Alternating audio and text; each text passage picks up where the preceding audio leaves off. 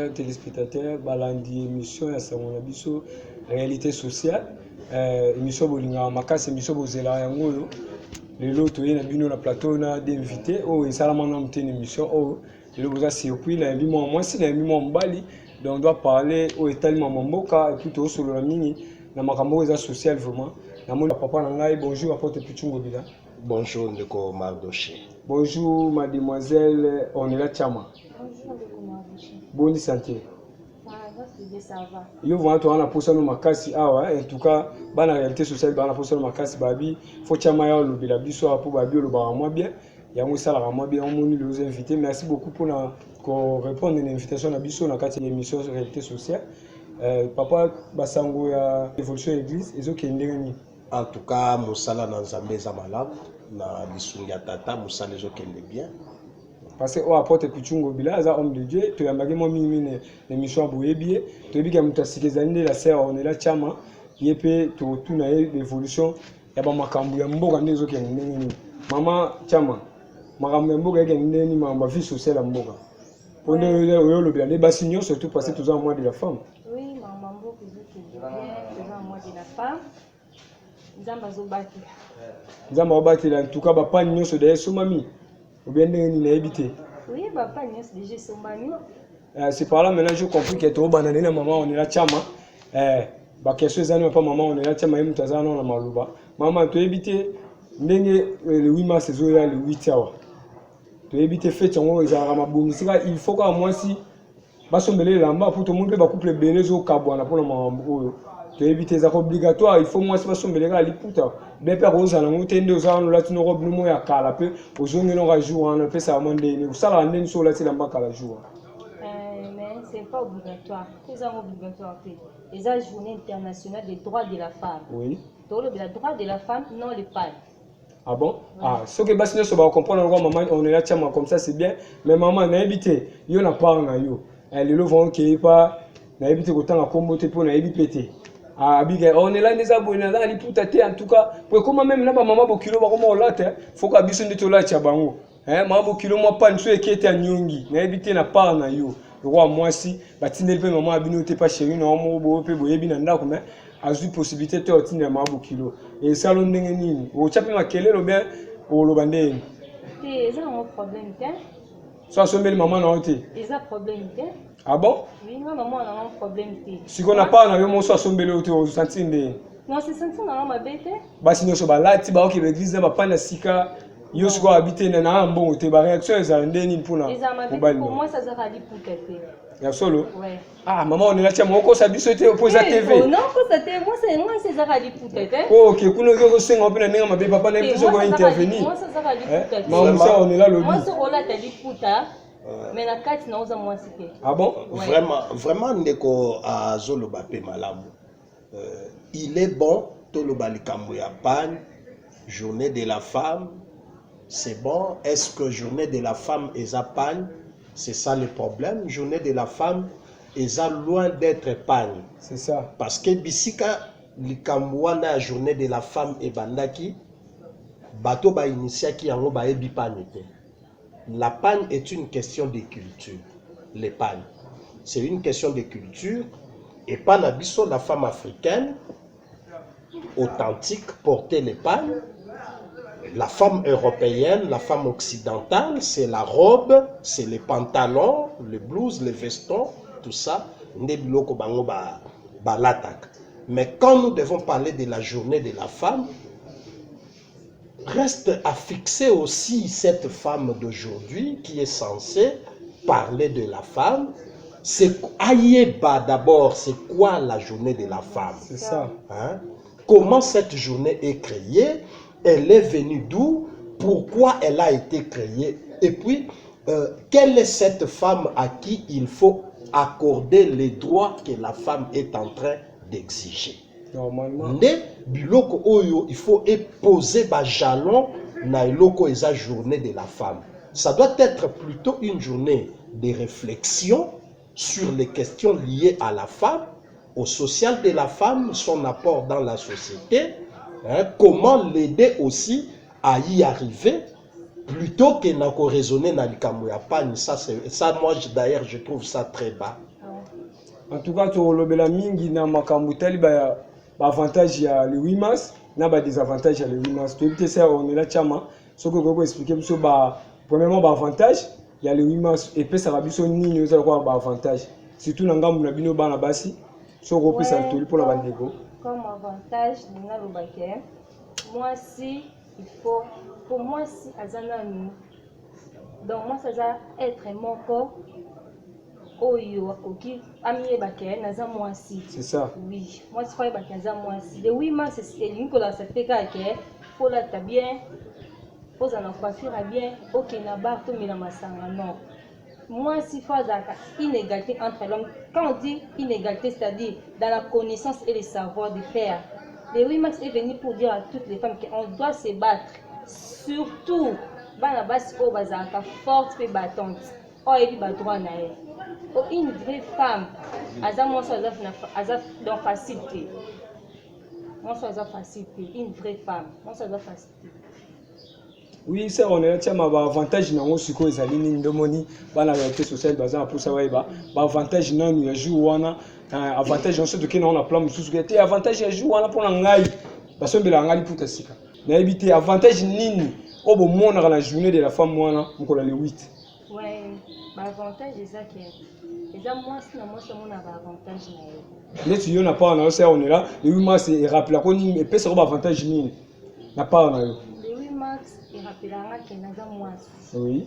Il faisait journée internationale des droits de la femme. C'est ça. Donc il y a ce que naza moi aussi. Une femme est celle qui se contente de ce qu'elle a. Et non de ce qu'elle vend pour des choses matérielles. C'est ça. Ouais, moi c'est ça beau. C'est la femme qui apprend les notions élémentaires de la vie. La vie, un bon citoyen. C'est ça. Droit le droit de la femme. Au Congo soulever des droits moraux de la femme. Droit mi balé pour la base au esengi tantôt biso mi bal to appliquer au esengi ba na basi baza obligé faut bazwa ngo le quoi récompense. Quand on a fait que la femme doit avoir une égalité entre l'homme. C'est-à-dire, égalité, c'est pas que moi, ça le quoi non. Moi, ça va être semblable à Mobile. C'est ça, c'est pour cela que je profite à l'occasion pour saluer mon pasteur, mon prophète Emmanuel Adam. Na ma terre dimanche, il n'a pas molé le sous parce que y a un aussi on est là, le banabiso en direct à la télévision. Être semblable à Mobile. Ça passe sur Mobile. Normalement. Oui, c'est ça bon. La vraie femme, la vraie femme n'aime pas la facilité. La femme doit prendre conscience. Moi ça le coup là. Moi ça un thème il y a bon maman. Moi si avec un grand F. Coco et moi si donc faut prendre conscience, surtout les femmes congolaises. Faut tout mieba. Pesa basi misusu ndio wanza bakoma ba facilité moko boye akoze ananda ku mobile na kosuma lifuta take sa ba kuzo ba libanda mobile sombele lifuta. Donc moi si to reconnaître ba valeur na biso to reconnaître que toza moi si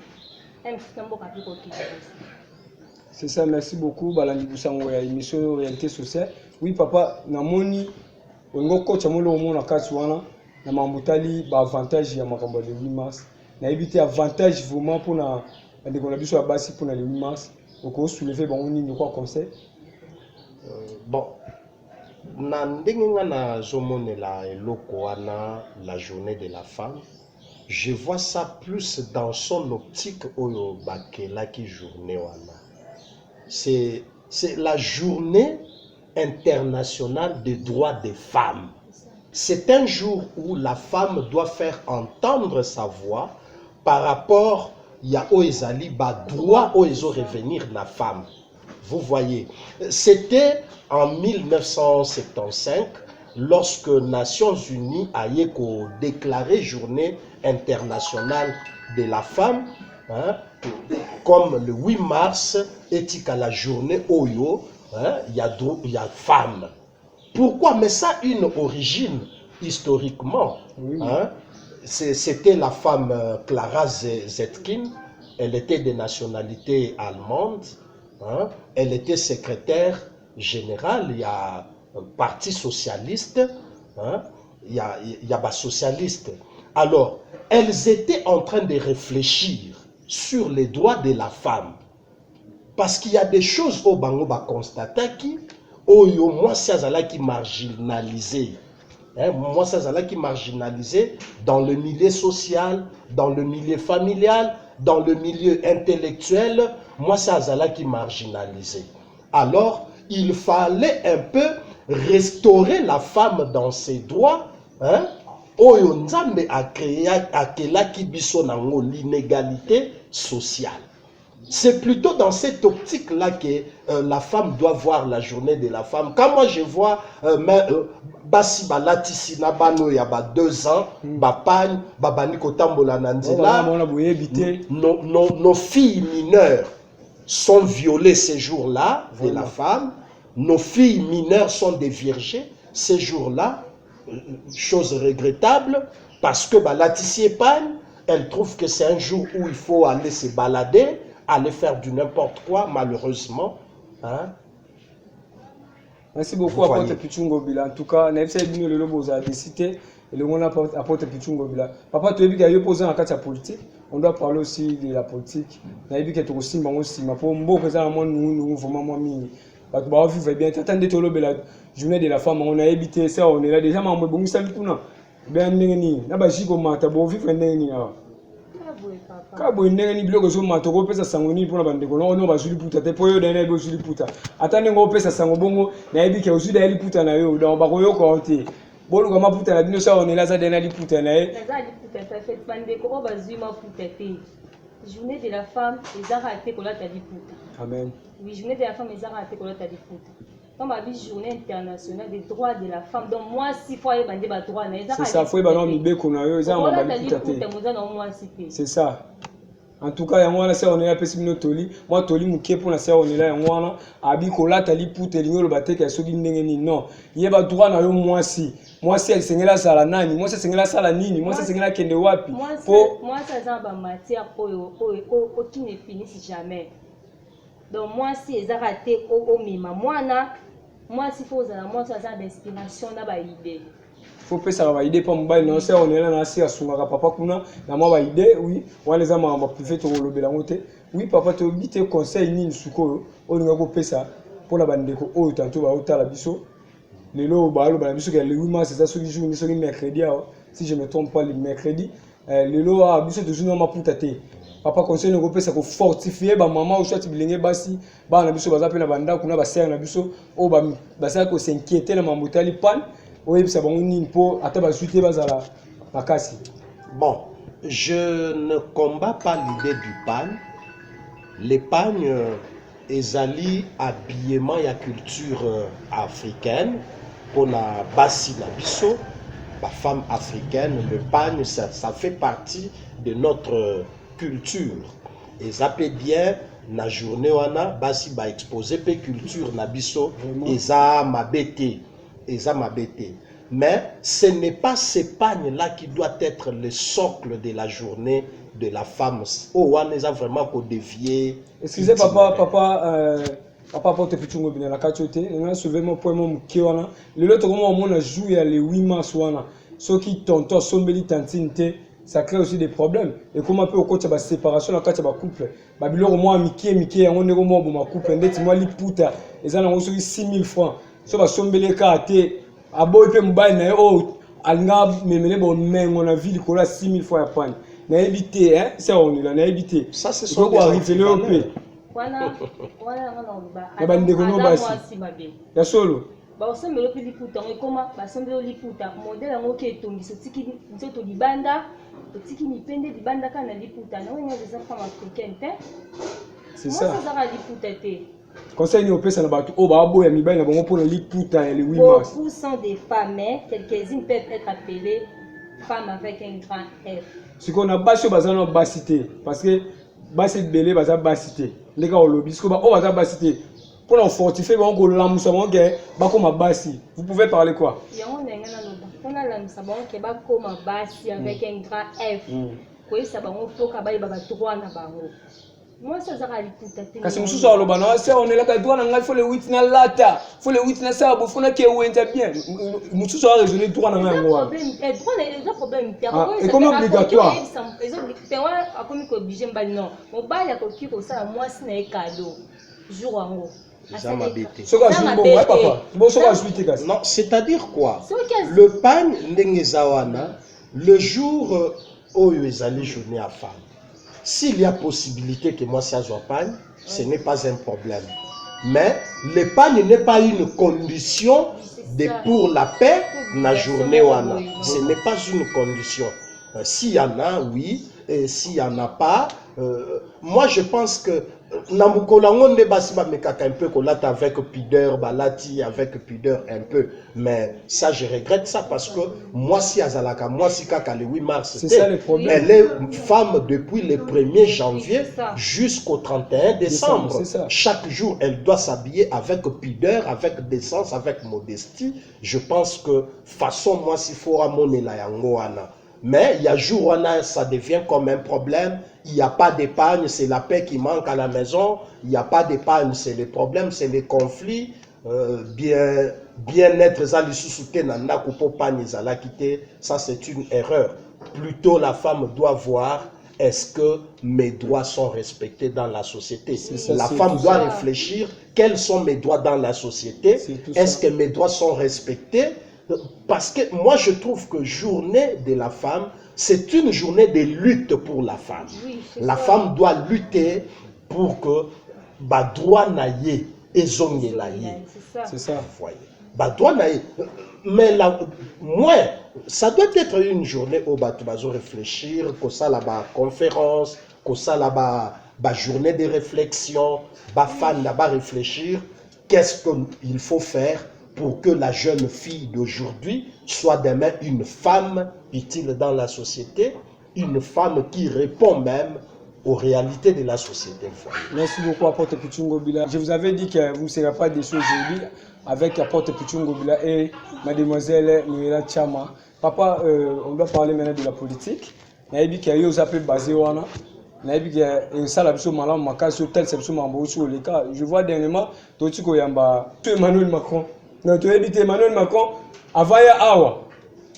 Azalaki na masolomo ba doso la kuna allez et pesa moi mbilinga peto monaki journaliste na biso moko oya top Congo qui sala sakwena na PCP mboto ba baza bene na biso na PC mboto azalaki kuna na elongo na Emmanuel Macron a posé pe ba mituna ne parla to moni na sima Emmanuel Macron est awa. Tu évité Macron pa yeka nde papa yaki ou bien Macron aye kozwa pe ko keno be ko ya ko sisa bitumba. Monsieur Macron est venu pour les intérêts de la France. Ça, il faut le dire. Oh, ah bon? C'est que papa Monsieur Macron est venu pour les intérêts de la France. Ah bon? Aye po na makambetali Congo te. Macron ne développera pas le Congo. Je le respecte, c'est le président de la République française. Oui. Donc, il ne va pas développer le Congo, il ne va pas développer l'Afrique. Il est venu pour les intérêts de la France en Afrique. Parce que la France se voit maintenant perdre l'Afrique. La France se voit en train de perdre l'Afrique. Précisément Congo. Congo Kakate. Il est en train de perdre l'Afrique parce que même d'ici ba colonie, ba ex-colonie naïe ezali, babandi koye bisabango ba dégager, ba kende. Ba kende, ba boyi ba présence ya ba troupe na bango, na ba moka na bango, ba biloko ebele. Donc, ils sont en train de voir que l'influence, à un certain niveau, l'influence de la Russie sur l'Afrique est bouleversée, ba donne. Alors, à Monique, va perdre déjà Afrique. Il est venu séduire encore les Africains. Ah bon? Pour les Africains, va sa bango sous confiance. France a zonga nefisque maintenant, ils changent de langage. Ils disent que bazoya pour la coopération gagnant-gagnant. Mais moi, je dirais que ils avaient la porte ouverte de la coopération gagnant-gagnant. Et ils n'ont pas préféré cela. Ils ont préféré leurs intérêts en Afrique sans les Africains, sans la paix en Afrique, sans le développement de l'Afrique. Merci beaucoup, apôtre Pichungo Bila. Soki to sosoli malamu ba la réalité sociale. Papa ebisi biso makamboza ya solo. Abina biso boye le président Emmanuel Macron aye pour ko séduire biso. Donc aye pour ko séduire biso ko yiba biso eza ya biso. Ok, non, en bref, c'est comme ça. Donc, on y a biso eza ya biso na kati Afrique, to lo ba non pour l'Afrique à part non ya Congo. Pourtant biso moto yeba. Kozanga koyeba na biso yango mais to yambi pe bien te nazo mona ba loba na ba réseaux sociaux to moni il paraît na est du pays. Même pas wala mascara il paraît na est du pays to moni na ba réseaux sociaux ba komi na ba pancarte ba leki na ba balabala ba bi jamais boy na ebité président ba ninga boyambi bongo et puis esa zongi na sengo ou bien na ebité hein. Bosali mabe makasi ben ndengeni papa. Bosali mabe te papa. Moi je pense que d'abord azongi na sengo po to memaki na bandali azongi na sengo. Oh, excusez papa na solo na maman on est là ça pena mambo sika. Ah. Ba meme na bandali. Na bandali wana siko na cheche ou bien wa place ni. Bandali c'est Paris. Na bandali c'est Paris. Ah ba meme ka na capter la mboka na. Amelina Castel a tout le monde lenga Castel. Wana ba réseaux sociaux be mambo solo. Papa, ba image ezali ba olekisama na ba réseaux sociaux. C'est que ba mbie malamu. Ba mbie malamu c'est pe na Castel. Ah, yaki omela ba Castel bon oyo leki na sebiso to ebite ya moto tuka papa apporte Pichungo Bila ya sa mutu ya makambo kuna yenda ko beta biso ba vérité le ba maki kuna pona moni sera on élève singa ba mbie ba Castel c'est que ba ndem na président la ina ya na miyaki na mutu po Castel pesa mo miyaki mais ba bi Castel masanga basi ya mela on ndengini. Wana mibale mais on dit famille la Tibokin. Ouais papa to chité makasi po tozo ki masema ya tango to moni lelo tozo lela. Mboka za olela mboka fomeza ya kolela na ebité so bino po mboka za olela entre bino boza na boîte mais petit peuple azo souffrir azo kanga tout le temps bazo ko revivre te na oye kokyo matate je vous dis papa et mati na oye kokyo matate lokwa ba mégabyte fiesta donc na ebité mege mati na ba pile ka likio to so ba 200 fois c'est 300 fois aujourd'hui papa na ebité tozo keni wapi Congo soki ne wapi nyonso wana to tela mo kozamboko ben biso beto ko misbe be fond na éviter sangoni ko pesa bana réalité sociale. Oui c'est tout à fait normal ba économie na biso ezana ba économie stable te. Ça nous devons le savoir. Ba économie na biso na ba mboka lokola biso ba économie na biso ezana no stable te. Et koki pe kozala nanu stable te aussi longtemps monnaie na biso ezana no stable te. Mais comment tu na moment où monnaie est stable te papa? Monnaie est stable te parce que économie na biso est faible. Une économie est faible na kato te papa tozo le directement tozo ka soit adressé directement par chef de l'État parce que yenda zali commandant suprême yenda mtutu azali kolo ibeko uta likolo kande lo bagaye kitanase. Donc je crois que l'économie de la stabilité on a toujours sur la maman na Fati Berton en direct. La réalité c'est que l'économie na biso ezana no stabilité si bien que certains efforts sont en train d'être fournis de ce côté-là vraiment un peu de félicitations parce que déjà on voit notre budget oyo et bouger vraiment makasi hein et c'est multiplié même par 3,5. Donc, la monnaie de ce côté-là, ça va. Mais l'économie n'est pas stable dans ce sens que, d'abord, monnaie n'a pas une stabilité. Oh, toujours vivre ça, c'est que la dépréciation y a monnaie n'a pas. La dépréciation y a monnaie n'a pas. Valeur y a monnaie n'a pas et ça y a kokita par rapport y a monnaie d'échange qui est le dollar principalement aux monnaie na biso to utilisaka mingi awa pour na ba échange international. Alors tant ou déjà dépréciation wana esalemi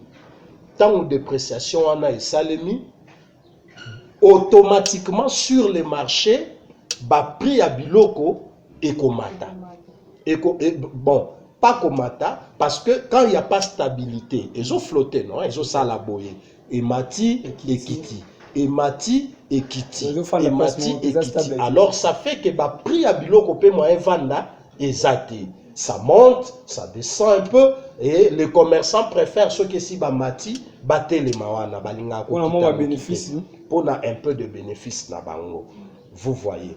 Alors, ce que nous devons réfléchir, c'est au niveau que pourquoi monnaie nabiso ezo garder stabilité té. Nayoka ka mingi na mboka na biso batu bazo déclarer dollar ezo mata, bakitisa dollar, bakitisa dollar, bakitisa dollar. Moi je pense que ça c'est un faux débat. Koloba dollar ekita, c'est un faux débat. C'est un faux débat. Biso to na pouvoir payer ko kitisa dollar té. Lelo oyoyo, en tout cas bandeko naebi que lilobo eko décevoir bino. Le Congo n'a pas le pouvoir ya ko kitisa dollar, balongola 1 dollar na 2200 francs, bakomisango na 1500 francs to na 1000 francs. Toza na pouvoir wana te parce que d'abord le dollar n'est pas notre monnaie. Biso to salaka dollar te na Congo, tokoki pe ko injecter dollar te na marché en grande quantité pour toluka ko stabiliser monnaie na biso. Ce que nous devons chercher, c'est plutôt chercher à stabiliser notre monnaie. C'est-à-dire, valeur d'échange, il y a monnaie na biso, éthique à la stable. Or, pour que valeur y a monnaie na biso éthique à la stable, nous devons chercher d'abord à savoir pourquoi cette monnaie n'est pas stable. C'est-à-dire quoi? Pourquoi monnaie na biso et perdaka valeur? La stabilité. Ah, c'est là d'abord que nous devons toucher. Monnaie na biso et connaîtra dépréciation pour nanine. Monnaie na biso et connaîtra dépréciation. Ba raison ezali ebele sur le plan monétaire. Mais je retiens 2 raisons majeures. La première raison ezali baisse ya recette d'exportation. Quand il y a baisse, il y a recette, il y a exportation. Moyen monnaie na bino ezala lisusu stable ezate. Pourquoi? C'est-à-dire bino bozo exporter moins, bozo importer plus. Or dollar et mataka, ce qui est comme rare sur les marchés. C'est ça. Ce qui dollar est comme rare, alors les exportateurs au bazana mboka, au bazana besoin ya dollar. Pour ba kende ko somba biloko bango ba importaka, les importateurs. Au ba somba ka biloko libanda pour ba ya nango awa. Alors, ceux qui tant bazana besoin ba kende ko somba, ba écouler marchandises na bango non, ba tekaki na franc congolais. Maintenant pour bango ba kende ko somba, étant donné que franc congolais a monnaie locale. Ma franc congolais, il faut pas mes dollars. Ils auront besoin de dollars. Alors, qu'est-ce qu'ils vont faire? Bako injecter franc congolais dans le marché pour récupérer dollars.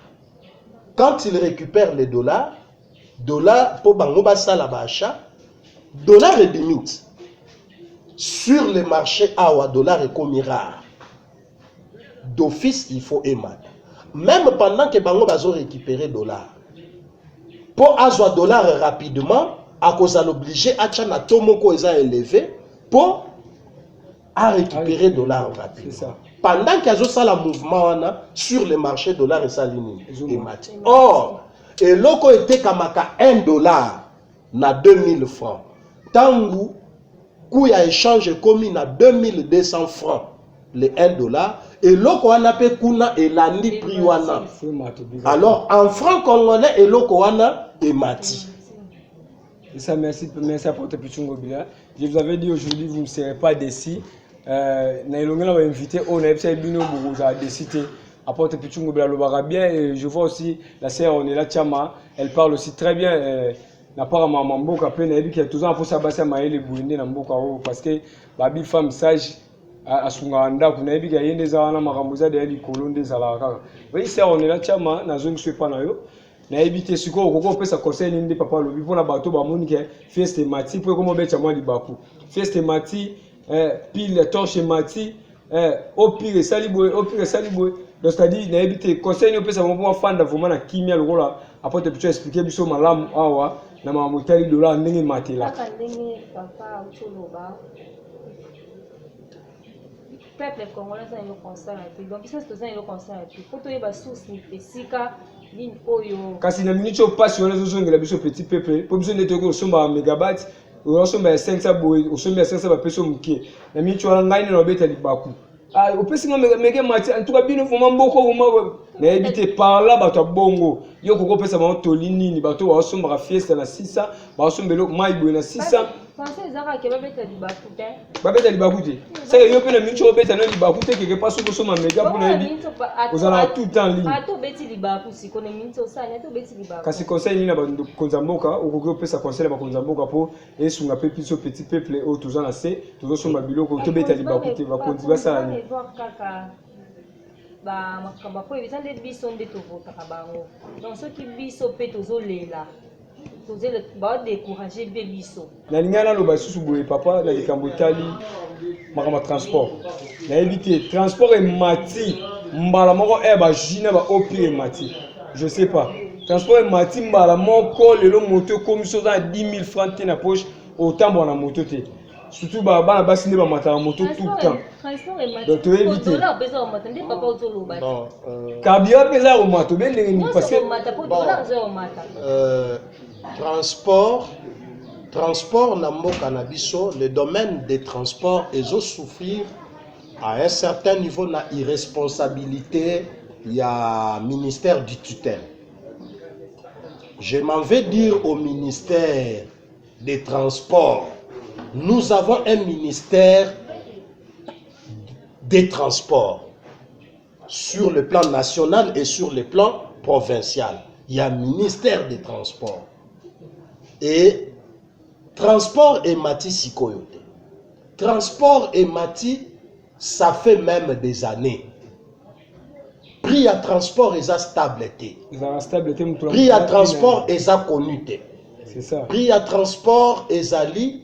Donc vous sortez de la maison, remplissez votre poche parce que vous ne savez pas le transport va coûter combien. Vraiment. Aucun pays ne marche dans ces désordres-là. Et je m'en vais dire ici que ceux qui sont à côté moko oyo, ba Congolais, ba kotomboka pour na mandat oyo, eza na domaine à transport principalement. Principalement. Donc bandeko wana basungi mukonza mboka te pour réussir mandat nae. Les transports c'est un secteur très désordonné na mboka na biso. Prix à transport et ébanité, ils ont contrôlé. Donc, Moutazo fixé prix à transport à la hausse, x2, x3, voire x4. Encore plus grave, Nazoyoka jusqu'à Liboso ya hôtel de ville. Moutaye na Moutouka telemi Liboso ya hôtel de ville. Transport 1500. A multiplié prix à transport par 3. Hey. Pe azobelela à haute voix devant l'hôtel de ville. Et si Mutu a fixé un prix à transport. Et si bureau Mutu wane zalaka. Bureau na esike. Azobelela. Ils ne vont pas nous dire il y a le gouverneur de la ville, il y a le ministre des transports national, puis ministre provincial des transports. Ba ministère Moussous, moi je dirais ici, et ça, ministère, il y a 100% na bureauté. Un temps au bureau, un temps sur le terrain, pour savoir ce qui se passe. Vraiment. Pourquoi vous aimez beaucoup les bureaux? On va dire que bureau quand on a des lobby, donc climatiser le côté, ça là, bon, ben pour, ça là, non, ça doit finir. On doit cesser de mettre les paresseux dans des bureaux de la gestion du pays. On doit mettre les gens qui aiment le travail et qui veulent travailler. Quittez vos bureaux par moment, descendez parce que c'est le peuple qui vous amène au pouvoir. Ouais. Vous n'allez pas au pouvoir pour vous-même. Merci beaucoup, Apôtre Pichungo Bila. En tout cas, nous sommes bénis aujourd'hui, nous sommes bénis. Cette émission, vraiment, c'est génial, vraiment. N'a pas en abandonné bolinga émission Zalabo. Et talanenge, maramambo katogi ba vérité belé. On ngana to yeba gité Apôtre Pichu na maman. On est là, chama ba panzeli biso to yeba. Oui, papa, ba question ya suka. Ngana tu na bino bana ya réalité sociale bazelaka. kande na lobela bino aza Thomas Nzambe apporte Pichungo Bila aza pe moko ya ba politicien ya mboka oyo ya munene pe mosala Nzambe ya munene pe ya mboka oyo ne boyoki ndenge apanzisa ngo ya mboka boye to zupe otokoya koyeba bato mayele boye nde to luka na ba place wana oyo bato nsu ba la na bango bapongi toza na posa bato mayele kwa ba apporte Pichungo Bila boye baki kosala musala oyo peuple aza na bosenga na bango. Oui papa toyebi ke ozali homme de Dieu mais du moins makambu o etali culture boye olandela yango pe mwa mingi to mona ki ndeko na biso notre musicien Fally Ipupa azalaki na président Macron ba pesana ka mbote mais toyebi te toyemona dernièrement ba panzi ndaku ba panzi mituka ba zikisi nyonso toyebi te ezalaki politique ou bien ezalaki mbote kaka apesaki président Macron yango basala ngo bien mais tozoyoka bato bazolela na kombo ya bato ya IDPS il paraît parlement debout ce pays IDPS nini ma groupe ya bato na kombo ya IDPS bazo saluer kaka réputation ya parti ya mokonza mboka babi bayaki osala makambo wana na ndako ya artiste na biso apesa pe le même ya makasi na mboka na biso Congo toyebi te kokoko lo bani par là le quoi conseil na kombo ebimaki loko la partie IDPS toyebi te soki ba conseil pe IDPS makambo soki pe zali ya bango toyebi te pona ndeko na biso Fally Ipupa.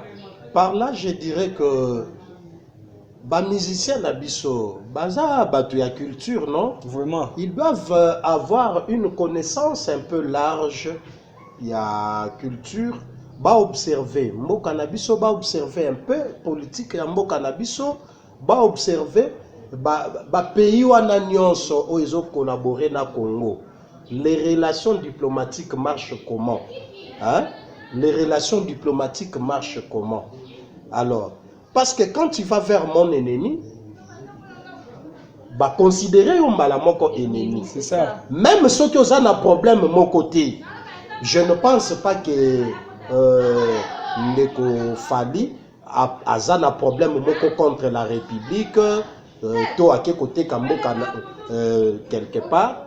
Mais le fait qu'il y a une réalité, ça ce n'est pas à cacher. La France soutient le Rwanda. Maman nangai. Ah bon? C'est ça la réalité. La France soutient le Rwanda. L'enveloppe française est remise au Rwanda. Étant donné que le Rwanda aussi soutient les groupes militaires qui sont présents au Congo. Oyo bango balingaka to benga ba rébellion mais za ba rébellion te ezali groupe militaire rwandais au Congo. Alors tant yo okeko sangana okei pa batwana ba pesi mbote obimi lokola traître même ceux qui osa traître. Moi je pense que eza colère ya ba patriote congolais oyo ba sepela quitter na likambwana. Merci beaucoup. Mais je refuse que bacha yango na kombo ya batu ya parti moko boye. Je ne pense pas que baza batu ya parti moko boye. Ce sont des Congolais qui aiment leur pays, basepela quitter. Je n'encourage pas l'acte au bango basalaki. Basalaki malamu te, bokoki kokene kobebisa biloko ya mutu ndenge wana te, mais à un certain niveau j'interpelle naba musicien naba homme public ya mboka na biso bazala un peu cultivé bazala ka informé naba domaine nyonso po ba kometaka ba erreur mingi te. C'est ça, merci beaucoup apporte Pichungo Bila pour na conseil au pesi biso pour na toliozo landisa makara toujours na makamota limboka. Oui, tout comme vous, on a vraiment émission la biso, émission réalité sociale et s'abonnez-vous massivement à notre chaîne Adams TV. Bon les bateaux que je vois ça en mboka et talaga émission ya mbaba mayele boy émission zo ya mbaka ba sa mayele boy ba mbali ya mayele boy ba konta mboka pe ba Hollanda biso. On était bénis aujourd'hui avec l'homme de Dieu apporte Pichungo Bila et le monastère on est là Tiama votre émission est là et émission Boulinga Makas c'est la réalité sociale et nazobeta c'était na s'abonner massivement à notre chaîne YouTube Adams TV officiel na ngala pesa mbote na ngai na bato basungaka biso lokola ba président Abedachou ya sungaka partout aux alampanzini en tout cas atika bana na été je salue aussi bakonza mboka nyonso tu napesi mbote nde kaka napesaki mama Denise mbote mama Olive Lembe bazali baso baza modèle baza liboso o bazo sunga bana basi pe mingi surtout na makambo tali ba feti ya ba mama boye je crois déjà maman Olive na maman Denise ba yanulaki déjà bituna ya bana basi pe ba besoin na bango je crois ba ofete malamu po biloko na bango déjà et kendai déjà malamu et puis je salue ma maman biologique maman Thérèse Mbiala Todo et na koko bossa na mon père biologique aussi papa Emmanuel Louti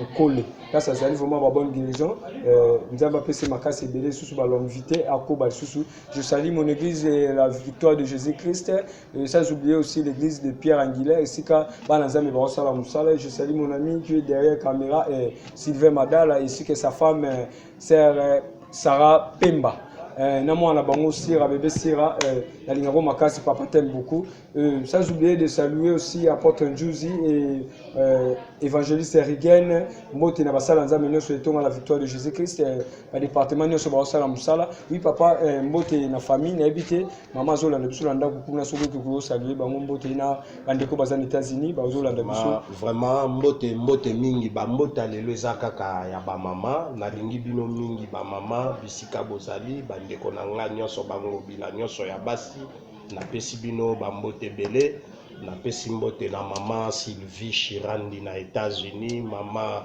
Fini Aouka na États-Unis mama Suzy Banda na États-Unis na pesi mbote na la petite Sifa Mondika et Cynthia Mondika. Believe, je vous aime beaucoup, que Dieu vous bénisse. Oui, merci beaucoup. La sœur, on est là. N'hésitez pas. Salutations à Tami Balemisa, tout n'a pas en et on s'en bien à Batoubazo, la émission en direct. Oui, on a fait ici les prophètes Emmanuel Adam Motesi Kazali.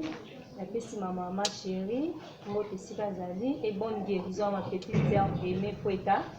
Je salue la star du moment, Sarah Poueta. Ah, Sarah Poueta, moi aussi je profite à l'occasion pour te saluer. Je salue mon Dieu, futur Messi.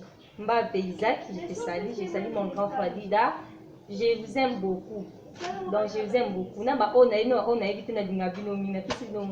Merci beaucoup. Na koko bossa na te ya kopesa mote pa pasteur Jean-Claude Luyoyo o azali bongo moko ya biso pe to tiela mutema nzamba pambola ye tozana posa basala nzambe ne baza la place wana pe sunga biso pour saluer aussi papa Emmanuel Chibambi Kanyama ye paza moko pe ocha mutu wana bato mayele bongo tozana bango bosenga vraiment e kosala biso malamu mingi na pesi mbote lisusu na basala nzambe nyonso surtout lokola les prophètes Jordan Senga Ezara mbote ainsi que sa femme na mwana bango bébé Ofranel na pesi bango mbote disika bazali émission na biso komi na suka émission bozela ka yango yo réalité sociale na pesi susu mbote na journaliste senior surtout mon frère Gloire bin bisika zali bango baza pe ba journaliste baza ba doyen na pesi susu mbote na journaliste moko lisusu waza bongo sa viola na pesi mbote bisika zali oui tozalaki benina papa Pichungo Bila na mama Onela Chama bango bayambe tuyambaki bango ala kati émission pour na kopesela sango o etali ya mboka na bamamba ba fête yo tozana ngo ya mois de la fin na marama mboka o bomoni ya porte Pichungo Bila afongoli yango moni tozoyebisa bino basango malamu na kati émission na biso. Merci beaucoup. Bon, restez branchés massivement. Et puis, émission de temps partout dans le monde, les États-Unis, en Amérique, dans le Canada, en Afrique du Sud, même dans la province, il y a Congo, na biso. Na salué maman Chanda Bisika Zali, maman Sunga Biso Makasi na boutique na yoana, tara boutique soza pembe ni quand même que vous reconnaissez ça pour la maman wana. Koke obima musika pe ba tout na moto mokeka en face au sombi, maman wana na pese mbote belé Bisika Zali na bana na nyo surtout. Merci beaucoup, je vous aime beaucoup.